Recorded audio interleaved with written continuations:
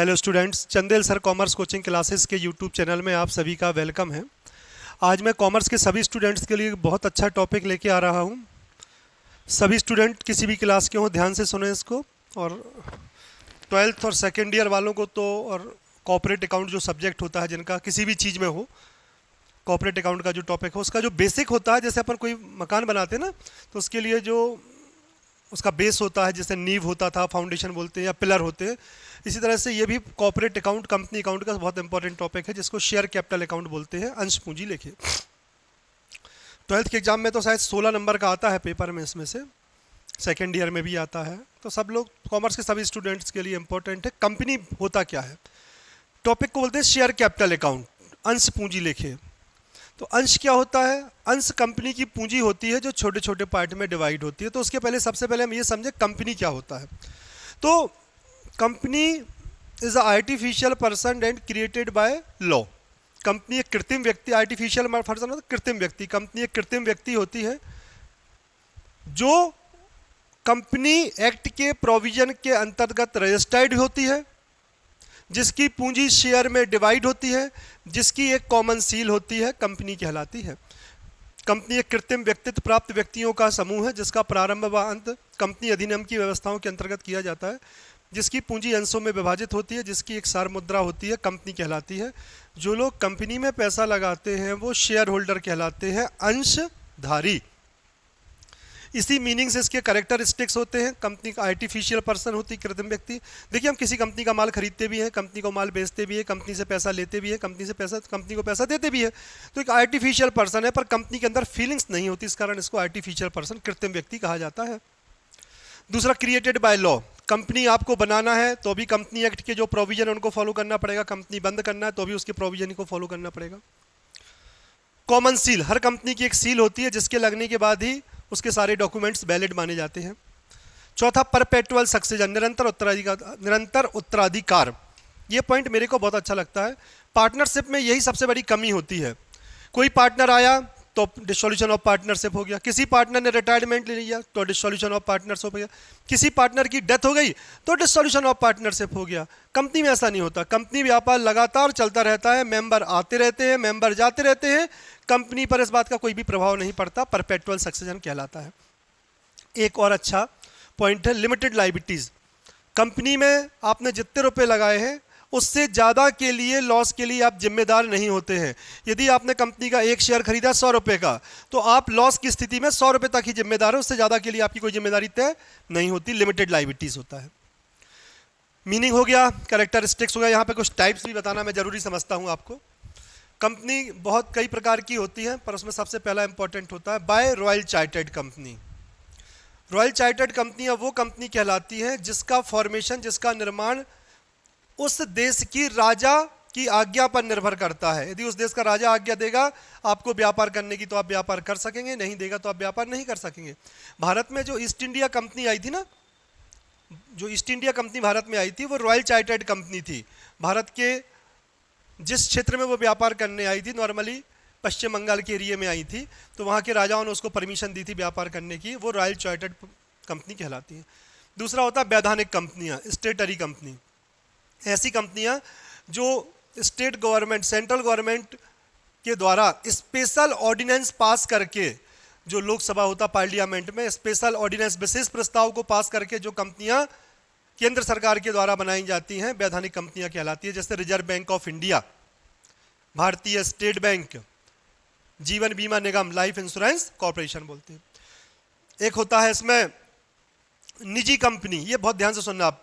निजी कंपनी को बोलते हैं प्राइवेट कंपनी। ऐसी कंपनी जिसमें कम से कम 2 मेंबर और अधिकतम मेंबर 200 हो, जिसको अपने नाम के आगे प्राइवेट लिमिटेड शब्द लगाना जरूरी हो, जिसके पास कम से कम 2 डायरेक्टर हो, अधिकतम 15 डायरेक्टर हो, ऐसी कंपनियां निजी कंपनियां कहलाती हैं, प्राइवेट कंपनियां। पब्लिक क्या कहलाती हैं? ऐसी कंपनियां जिनमें कम से कम 7 मेंबर हो, अधिकतम मेंबर पर कोई प्रतिबंध नहीं होता है, मिनिमम डायरेक्टर 3 हो, मैक्सिमम 15 हो, अपने नाम के आगे प्राइवेट लिमिटेड लगाना जरूरी नहीं होता है। ये पब्लिक कंपनियां कहलाती हैं। इसमें डिफरेंस बहुत आ जाता है कभी कभार। एक होती है होल्डिंग कंपनी, जिसको हम बोलते हैं सूत्रधारी कंपनी। जैसे मैं चंदेल सर, मैंने राहुल नाम की एक कंपनी है राहुल प्राइवेट लिमिटेड को कि 60% शेयर खरीद लिए, तो मैं होल्डिंग हो गया, और राहुल के खरीदे तो वो सब्सिडरी हो गया। होल्डिंग कंपनी यानी सूत्रधारी कंपनी, जिसने किसी दूसरी कंपनी के 50 या उससे अधिक % शेयर खरीद लिए हुए हों, आधे या उससे अधिक शेयर जो खरीदती है कंपनी वो होल्डिंग, और जिसके खरीदती है वो सहायक यानी कि सब्सिडरीज। तो यहाँ पे कंपनी का मीनिंग बता दिया, कैरेक्टरिस्टिक्स बता दिया, उसके मैंने आपको टाइप्स बता दिया। अब मैं इसको सारी चीज़ों को डायग्राम के द्वारा समझाता हूँ, देखेंगे आप सब लोग बोर्ड पे आइएगा। Share capital account, company meaning बता दिया मैंने। कंपनी की जो कैपिटल होती है उसको शेयर बोलते हैं।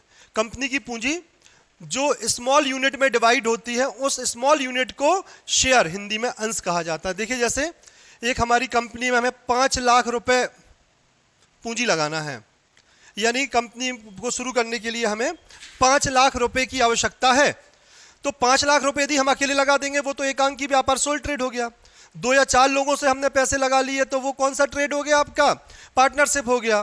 और बहुत सारे लोगों को हमने इनवाइट किया, वो कंपनी व्यापार लोग क्यों करते हैं, सोल ट्रेड करते हैं तो उसमें रिस्क बहुत ज्यादा होता है। पार्टनरशिप में रिस्क कुछ कम होता है, कंपनी में रिस्क बहुत ही लिमिटेड होता है। तो जो लोग कम रिस्क लेना चाहते हैं वो कंपनी बिजनेस में पैसा लगाते हैं। तो हमें 5 लाख रुपए किसी व्यापार में लगाना है, पूंजी है, हमने उसको 100 हिस्सों में बांट दिया। तो हमने कंपनी की जो पूंजी है उसको कितने भागों में बांट दिया, 5000 शेयर।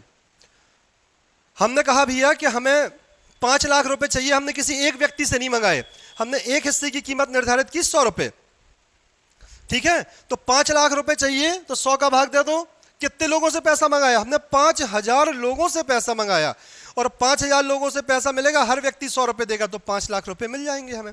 अब ये जरूरी नहीं कि व्यक्ति एक हिस्सा ही खरीदे, कोई व्यक्ति 1 शेयर भी खरीद सकता है तो 100 रुपए देगा, 10 शेयर खरीद लेगा तो 1000 रुपए देगा, 20 शेयर खरीदेगा तो वो हमें 2000 रुपए भेजेगा। ये कंपनी की पूंजी जो छोटे छोटे भागों में विभाजित होती है, उन छोटे छोटे भागों को शेयर यानी अंश कहा जाता है।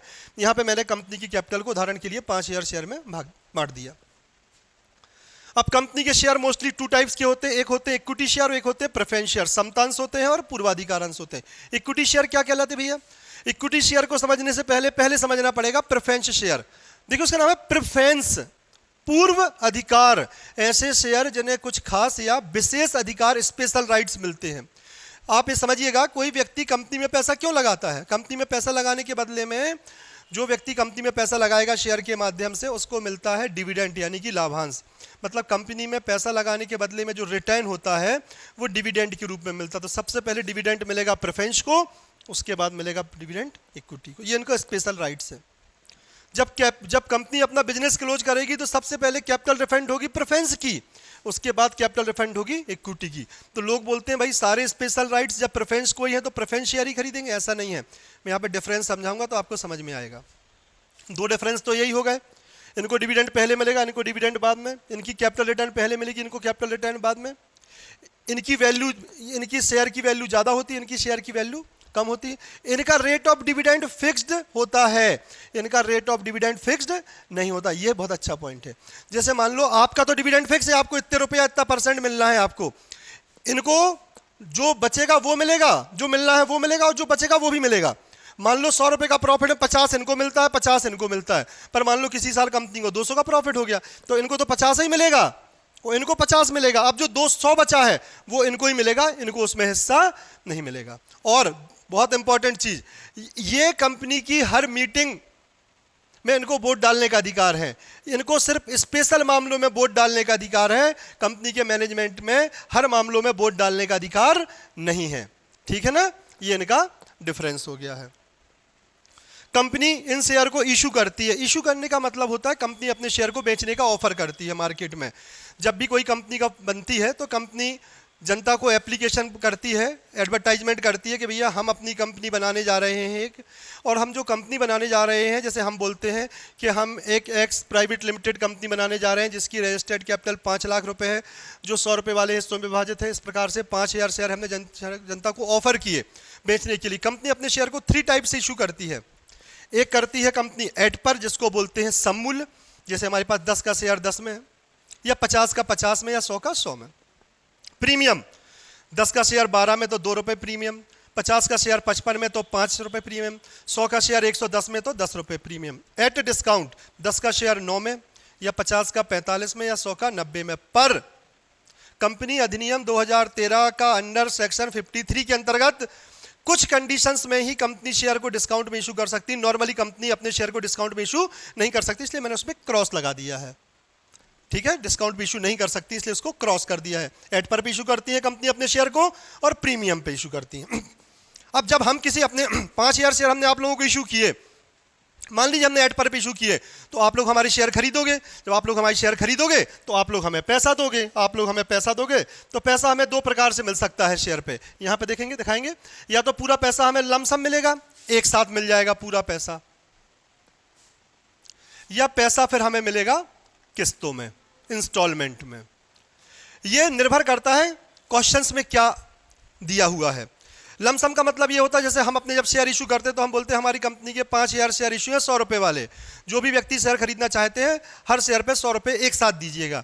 तो किसी व्यक्ति ने एक शेयर खरीदा तो 100 रुपए दे दिए, 2 शेयर खरीदे तो 200 रुपए दे दिए, उसने दिए, हमें मिल गए। या कई बार हम अपने पैसे हम बोलते हैं भैया 100 रुपए एक साथ मत दो, आप हमें 100 रुपए आप हमें किस्तों में दे दो। मैक्सिमम कंपनी कितनी किस्तों में पैसा मांग सकती है? 5। देखिए वो किस्तें क्या होंगी। सबसे पहला हम आपसे बोलेंगे कि भैया आपको जितने शेयर चाहिए एप्लीकेशन पर भर के भेजिए। हमने कहा भैया 20 रुपए पर शेयर एप्लीकेशन पर भेजो। किसी व्यक्ति ने एक शेयर लिया तो 20 रुपए, उसने 20 रुपए हमें भेजे एप्लीकेशन पर कि सर हम एक शेयर लेना चाहते हैं, हमें पैसे मिल गए। फिर हम उसको शेयर अलॉट करेंगे। अलॉटमेंट का मतलब होता है हम उसको शेयर मांगे, हम उसको उतने शेयर दे पा रहे हैं या नहीं दे पा रहे। यदि हम दे पा रहे तो हम उससे बोलेंगे भैया ठीक है आपको शेयर हमने अलॉट कर दिया, अब आप 20 रुपए अलॉटमेंट में भेजिए हमें। फिर आपसे हम फर्स्ट इंस्टॉलमेंट मंगाएंगे, सेकंड मंगाएंगे और थर्ड मंगाएंगे। ये जरूरी नहीं कि हम 100 रुपए 20 मंगाएं, हम 10 मंगा सकते हैं, यहाँ 20 मंगा सकते हैं, यहाँ 30 मंगा सकते हैं, यहाँ 40 मंगा सकते हैं। ये सवाल में दिया रहेगा, आपको उसके लिए परेशान होने की आवश्यकता नहीं है। मैक्सिमम किस्तें 5 हो सकती हैं।